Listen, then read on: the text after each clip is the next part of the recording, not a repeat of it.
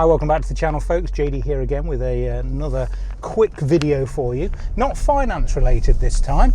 I just thought I would do a quick driving video of the Porsche Macan, which I bought in February this year. I'll put a link up to a previous video where I kind of showed you round the car when it was stationary in the garage, but I just thought I would do a quick driving video just to give you my first impressions of the car. So just to recap then, this is a 2016 66 plate, so September 2016 Porsche Macan, or Macan I should say, 3-litre diesel V6. It's got air suspension, it's got the 21-inch sport, are they called sport classic wheels? Something like that, in satin platinum, beautiful wheels. Really like the wheels. I was a bit concerned when I bought the car that it might affect the ride quality, you know, because the wheels being so big, but actually it doesn't. Now, whether that's to do with the air suspension the car's got, but I have to say this is the smoothest, quietest car that I've ever owned. It's fantastic. The diesel engine is just phenomenal. Yes, it's not blisteringly throw you in the back of the seat quick, but the torque it's got and the smoothness it's got is superb. What I'm going to do is I'm just going to put it into manual mode, drop it into second gear, give it some, welly, and just hopefully you'll be able to see just how quiet this car is for a diesel. So let's just put it into manual. I'm going to tell you what we'll do. There's nothing behind me.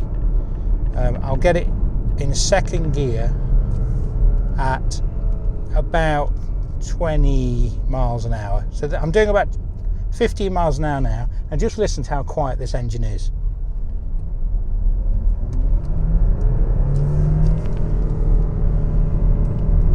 Did you hear that? That's third, fourth. Let's just try that again. That was a little bit of an anticlimax, wasn't it? So, just want to try and demonstrate how quiet it is for a diesel. So this is third gear.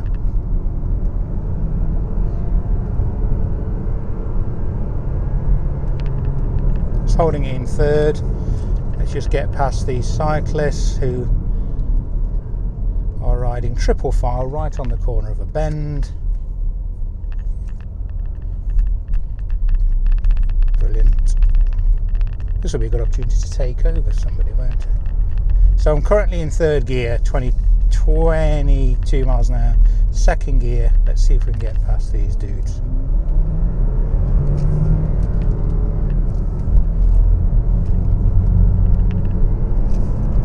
That's fourth, fifth, sixth, seventh. And the nice thing about this car is, and you probably won't see it on the cameras, is that it has got the coast mode, which I had on the 2.7 Cayman PDK. So basically, I'm now doing 60 miles per hour in 7th gear, and I've just dropped it up again, and it will do this automatically as well. But if you just drop it up after the 7th gear, it will actually go into coast mode, so it's just ticking over. So the whole of that stretch of journey then, the last 20 seconds or so, it's just been ticking over at 800 RPM. So yeah, very smooth. Let's just put it back into auto. Very smooth, very quiet. This is in standard mode, but what I would say, compared to the 911 I had, even when you go into sport and sport plus mode, it's still very, very comfortable. Yes, the throttle response increases. In sport plus mode, it drops the car slightly on the air suspension, but what we'll do is I'll just go around this roundabout, just drop it into sport.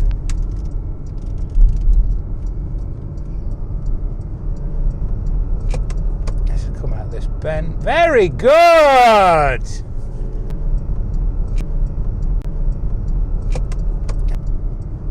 Did you see that, folks? Brilliant.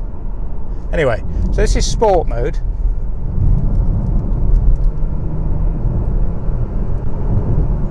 Very quiet, very smooth. The upshifts are fantastic on this later generation PDK compared to my 997. We'll just put it into Sport Plus now, and you won't be able to obviously tell this from the video, but it will have dropped the suspension slightly. But even in Sport Plus, it's not uncomfortable, it's not jarring, it's not hard at all. In fact, I can barely tell any difference.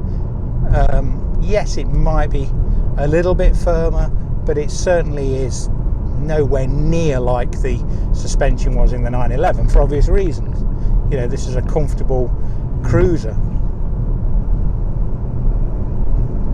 That's foot to the floor, not kicking down. So yes, as I said, it's not like, you know, pinning you to the back of the seat speed, but it is, you know, certainly quick enough and certainly more than quiet enough. Let's just go back into sport mode. Let's just have a look at the MPG that I've got on this journey since we left the house. Let's go. We're not going to do it that way, are we? Come on. Let's come back. Try again. So the MPG is showing 34.2 on this short run. It's probably 50% more economical than the 911 on my daily commute. I'm probably getting about 32 to 34. I have seen, you know, it's quite easy to get 40 out of it on a decent run. It's not fantastically economical, but compared to my 997.2, it's very economical, and it's certainly economical enough for the kind of car you're getting. This car's also got Bose. It's got active lane assist, something like that. It's got entry and drive, so it's got the keyless entry. It's got Connect Plus, which I don't really know what that does. I think it gives you can put a SIM card in it, it'll give you, you know, various data access and things, which I haven't used. It has got Apple CarPlay as standard, which is superb. Really like that. So it's just nice to get in a slightly more modern car compared to what the 997.2 was. It's got the nicer steering wheel. The seats, the 18-way seats, are again phenomenal. Very, very, very comfortable. So much control. I did get a bad back when I first had this car, and ironically that was because I had the lumbar support on. So I backed the lumbar support off, and that actually, you know, took away the back problems I was starting to get when I first had the car. So we're back home again now, so I just thought I'd just, you know, talk briefly. If there's any questions, you know, I appreciate this is quite a very quick review, if you can call it a review in the loosest sense of the word.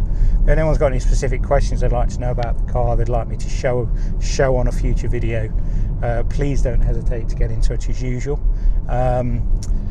And drop me an email, you know, any finance related questions you've got.